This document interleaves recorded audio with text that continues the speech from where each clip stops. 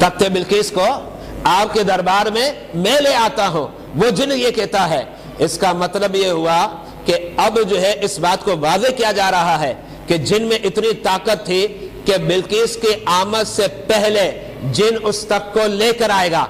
और जरा गौर करें, जिन के लिए दो तरफा सफर है, यानी जिन जाएगा और आएगा। इसका मतलब क्या हुआ, अब जिन के लिए 1500 मील का सफर नहीं, बल्कि जिन के लिए 3000 माइल का सफर है, डबल सफर हो गया। और उस जमाने के एतबार से 6 माह का सफर हो गया, लेकिन उसे जो है जल्दी लाना है। लेकिन आप जरा गौर तो करें और कुरान का मुताला तो करें। रब्बुल जलाल कुरान में क्या कहता है? रब्बुल जलाल ने कुरान में फरमाया कि वो जिन कहता है, काला इफ़रीतुम मिनल जिन्नी, मैं उस तख्त को लेकर आता हूं। अच्छा, कहां? अना आतिका बिही, आपके दरबार में लेकर आऊंगा। हजरत सैयदना सुलेमान अलैहिस्सलाम पूछते हैं, अच्छा तू तख्त को लेकर आएगा, कितनी देर में लेकर आएगा? बता मुझे, कितनी देर में लेकर आएगा? जिन क्या कहता है? अन तक़ूम मिन मकामिक, ए सुलेमान अलैहिस्सलाम, ये जो आपकी मजलिस लगी है ना, आपका जो इजलास लगा हुआ है, इस इजलास के बर्खास्त होने से कबल जो है तख्त बिल्किस आपके दरबार में पहुंच जाएगा। तख्त बिल्किस जो है आपके दरबार में पहुंच जाएगा। जरा गौर करें कि तख्त बिल्किस जो है इजलास के दौरानिये में ही पहुंचना है। अब इजलास का वक्त कितना बाकी होगा?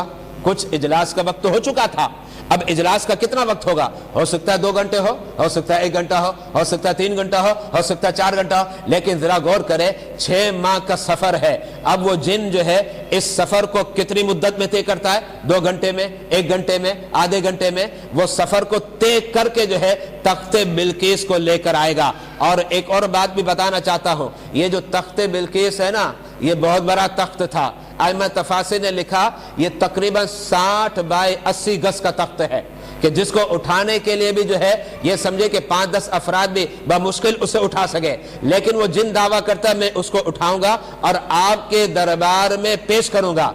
अच्छा, फिर आप कुरान का मुताला कीजिए, कुरान क्या कहता है? चूंकि जाहिर बात है हमारा जो तख्त है वो तो हमारी शान के मुताबिक होता है। अब वो सिंपल सा बेड और तख्त होता है, लेकिन वो तो मलका है, उसका तख्त तो बहुत बड़ा होगा। अच्छा, तख्त भी बड़ा होगा।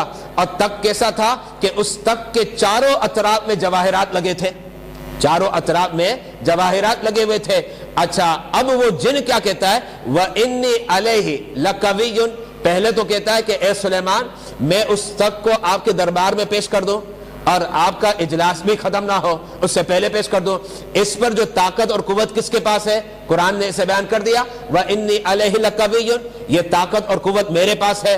और फिर जिन ये कहता है कि उसमें जवाहरात लगे हुए हैं और मैं उसका अमीन हूंगा, यानी कोई मोती बिखरेगा नहीं, ना करप्शन होगी किसी तरीके से। बहरहाल मैं बगैर करप्शन के, बगैर धोखे के और बगैर कोई मोती के गायब होने के आपके दरबार में पेश करूंगा। और इसको कुरान ने इन लफ्जों में जिक्र किया, व इन्नी अलैहि लकवियुन अमीन, कि मैं आपके दरबार में जो तख्त लाऊंगा इस पर मुझे ताकत भी है और कुव्वत भी है, और मैं इस बात पर अमानतदार यानी अमीन हूं। अच्छा, बात खत्म हो गई? बात तो खत्म हो गई ना। बस जो हजरत सुलेमान अलैहिस्सलाम चाहते थे, सुलेमान अलैहिस्सलाम क्या चाहते थे?